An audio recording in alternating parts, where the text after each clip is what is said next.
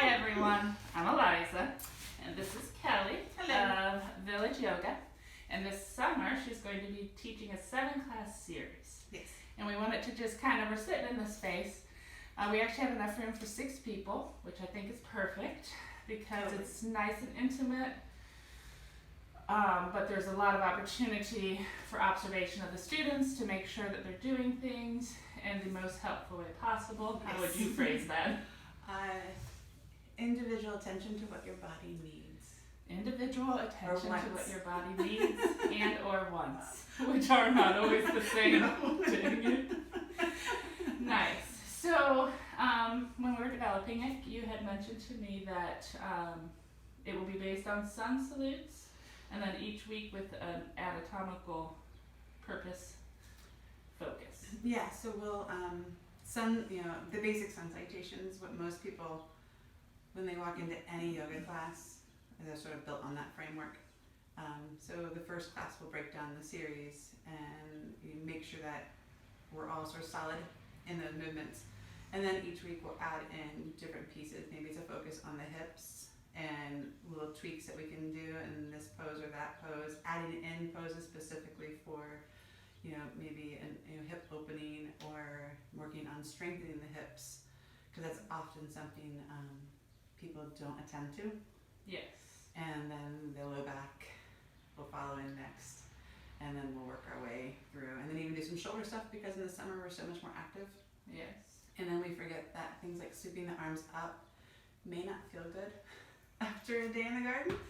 So I'll show some other modifications that we can do, and then options. So that's actually, for me, one of the reasons I'm so excited to bring on movement practitioners is that strengthening aspect, because I can release your hips all day long, but those imbalances come from somewhere. And so I'm very, very excited to add you to the overall wellness, because I can't strengthen their hips while they're laying on my massage table. And a lot of people don't know how to do it. It's not rocket science, it's not super hard, but you're like, well, my hip, I walk, I stand, I sit, I do everything.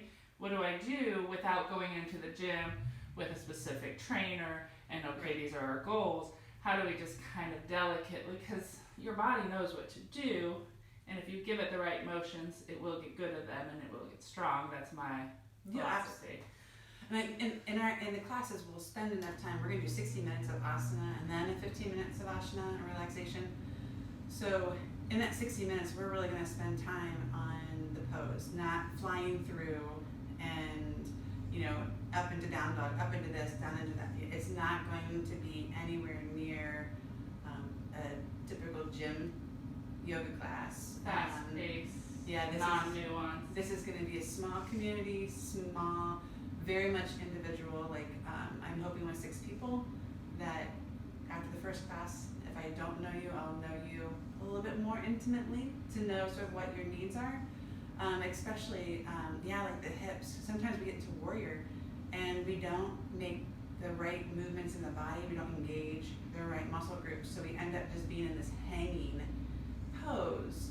And then when really if we lift it up and press through even the 4 corners of our feet and the back edge, you start to find like a lift through the center of the body. And then all of a sudden the hips come in line.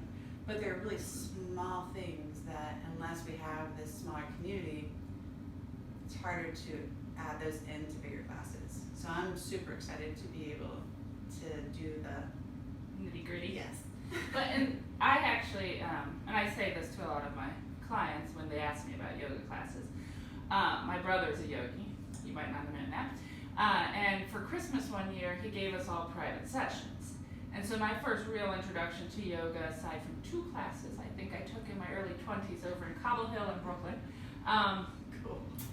it was with a one-on-one instruction. So I got so much of this foundation of understanding what my collarbones were supposed to do and how breathing was supposed to work, and the concept of even how your bones like when he says you extend, it wasn't just extending in front of me. Somehow there's this, and it makes sense to me, but this extending behind me as well through the joint.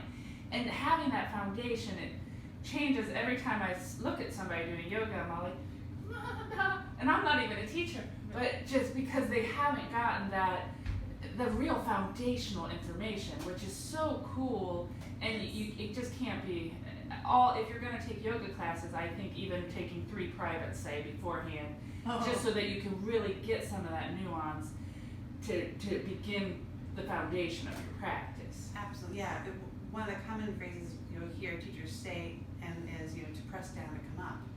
Right. And that sounds beautiful, but unless you've had time to do it and to feel it, and then to come out of it and do what you were doing and then do that again, you don't feel the difference. So the next time you're in it with a different teacher or you're in a faster paced class, you'll know that didn't feel right, and then that small change, and you do get the different.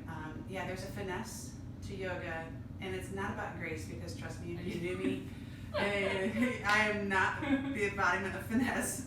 Never was a dancer, never did ballet, but I appreciate from my years in the gym what yoga does on the mat to let me feel my body and how strong it really is, and then also to feel where I am not as strong, and then you can sort of see, like, even as you're walking through your daily life, where that one area pops back up again. Because once you become aware of your body, that awareness is just key.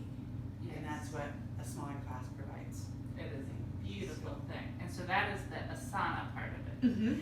And the savasana, also I believe known as corpse pose, right? That's the pose that we traditionally go into. Okay, so there are other ones. Oh, yes. Okay. Yes. Every week will be a different one. Okay. That way, so there's a variety. And I'll always give options. Never, everything's an invitation. So with my back, I have 2 rods and 8 screws in my back now, and 2 knee surgeries. I need teachers to invite me and to give me options. When I'm told to get into something, the good girl in me is going to do it. And when I'm not given options, I'll stay where I'm supposed to stay, and that's just been ingrained over years. But when I'm in a more open and inviting situation, I can, instead of doing the 17th, plank, I will push back into child's pose. I will go into table. I have options that I can do, and that's what I want to be able to provide people, not just in class, but in the relaxation part, because sometimes laying flat out is so exposing. Yes. And it might not your belly. It's open. Your underbelly, and it's dangerous. I feel like it's one of those things where, we're not going to I'm not going to go, and this one's for those who've had trauma, and this one's for this. We've all had a day where we felt a little more fragile, or maybe a little bit more like, I gotta be a little extra kind to myself. So those will be how we think about the poses. These are poses to maybe provide a little bit different support. Laying out flat for those of us who have any back problems. 15 minutes I like that sounds like torture. All over my, it's horrible. The whole thing starts to go,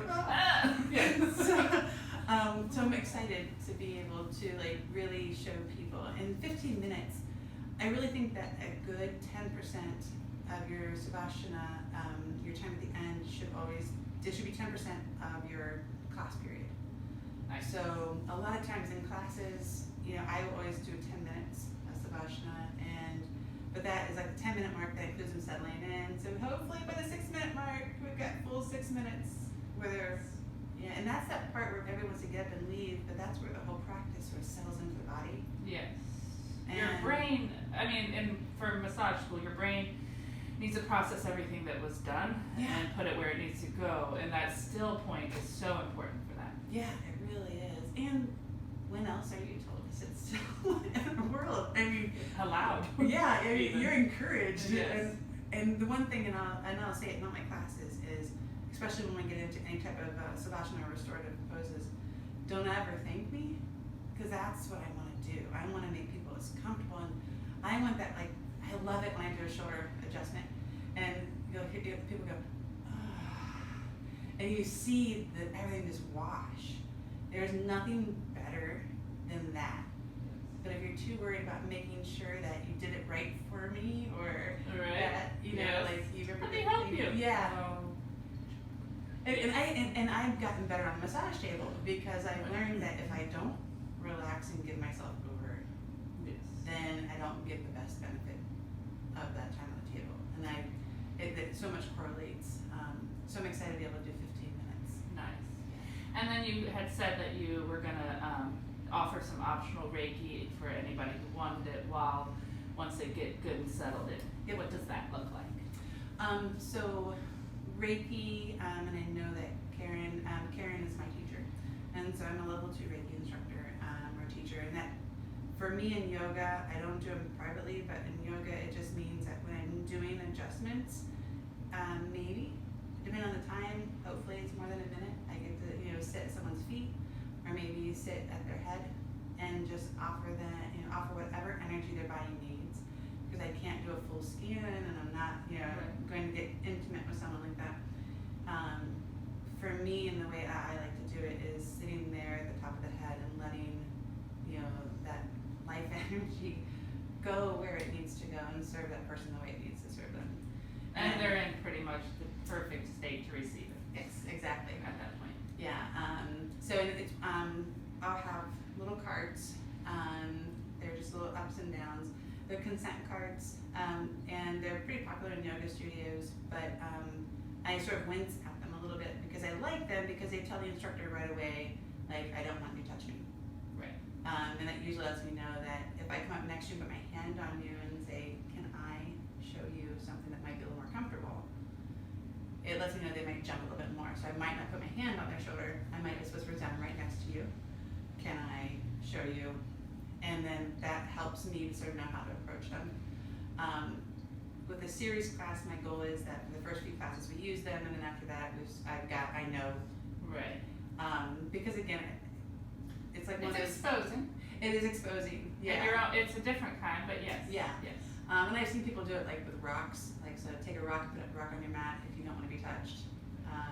So there's other ways to do it, and depending on sort of like their group and just that sense of community, we'll sort of figure that out as we go. But touch is a big deal in yoga.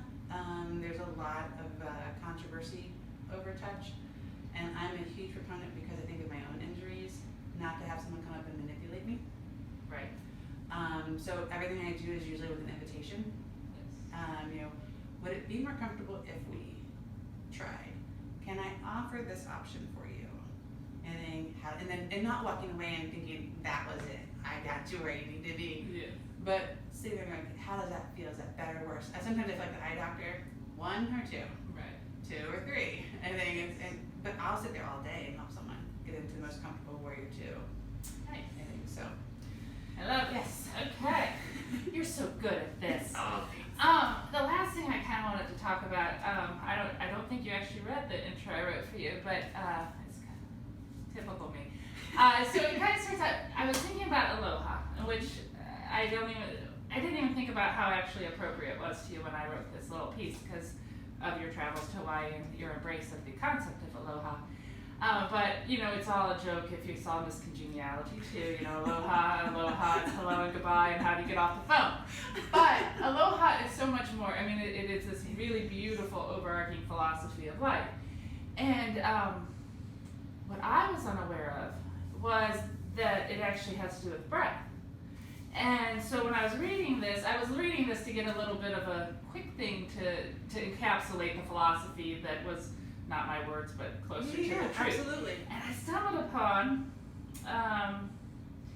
that ha is breath, and that the ancient greeting of aloha was originally reserved for loved ones and close family. It involves rubbing noses, saying aloha, and inhaling each other's breath, or ha. It's considered the most heartfelt and sincere welcome to share your life energy with another person, and this is the foundation of aloha. And that was so beautiful to me, and so appropriate because when you talk about breath, it is beautiful to listen to. Mm-hmm. So I imagine that the concept of breath may be interwoven into the series, just a scotch. So I know you could probably go on for days, but just give me a little bit of breath. Okay. So yeah, aloha is my favorite. If I could, instead of saying namaste, if I could say aloha. I say we'll do it. Absolutely. We're making that. We're going to say aloha. It's going to be aloha. No more namaste. Because they're so similar. Yes. But breath is, we do it so unconsciously, right? I mean, we hope we do. Mm-hmm. And we don't have to think about it, it's always there. And we never give it the time and the attention that it needs to really do what it's supposed to do. We breathe so fast. A lot of times we don't have enough awareness to even change our breath, to feel how the power of the breath changes the mind. I mean, it literally, and you know I'm a geek about this. I mean, we've talked about oils, and I am a true science geek. I'm going to research the hell out of something to make sure that I understand why I'm doing it. And breath is one of those things where I've always been told, I might have a little anxiety, that I should take a deep breath. Take a deep breath and let it go. I'm like, how do I take a deep breath? I was taking a deep breath, that didn't help. Then I realized there's a way to take a deep breath, yes. And through that nose, and nose is so important, and what it activates in the brain, and how those chemicals overflow into other good, happy areas. But I will thread in techniques that will help strengthen, hopefully, everyday moments. Nice. You know, the grocery store, the roundabouts here in Hilliard. Yes. Like, I always, and I tease after Savasana, people will hear me say, you know, like, make sure that, you know, like, you do some movement, you talk, you engage. If you get some, you know, minty gum or something, you know, get yourself going again before you hit those roundabouts, because they'll seem faster and a little scarier. Yes. And then, and you know, the same is true when you're going through them. If they are fast and scary, like anything in life, if you can settle in and be in that moment, I mean, the emotion is what's attached to that memory, which then, anyways, yes, I'll go yes, deep I know. dive. We just deep dive, but we're gonna pull off. So yes. I caught myself. Yes, I'm with you. I was like, and the vagus nerve, and blah blah blah. And callus massage. There's just so much into there. And I thought, yes, yes, and yes. But actually, it's funny. The one T-ball, which I don't even know. Do they do T-ball anymore? Yeah, they do. Okay. So it shouldn't be hard T-ball, but the one thing I remember from it, and it's carried me through my whole life. One of my coaches said, before you swing at that ball, I want you to take 3 breaths. And I will remember that next time I'm about to go through one of those roundabouts. Absolutely. Maybe don't stop long and take 3 breaths, right. That might irritate. Those people behind you may not have a breath practice. So. True. All right, well, it has been a pleasure. Thank you. I am so excited. We have it up on the website. Yep. We shall be getting you just, hopefully 6 wonderful people will arrive. I have confidence of that. Absolutely. And it's a beautiful thing, and I cannot wait. I'm almost hoping 5 people only arrive so I can be the 6th. Kidding. Sorry, universe, I didn't. We can always do 6. something. We'll make it happen. In any event, thank you for watching, and we look forward to seeing you. Bye. Aloha. Aloha.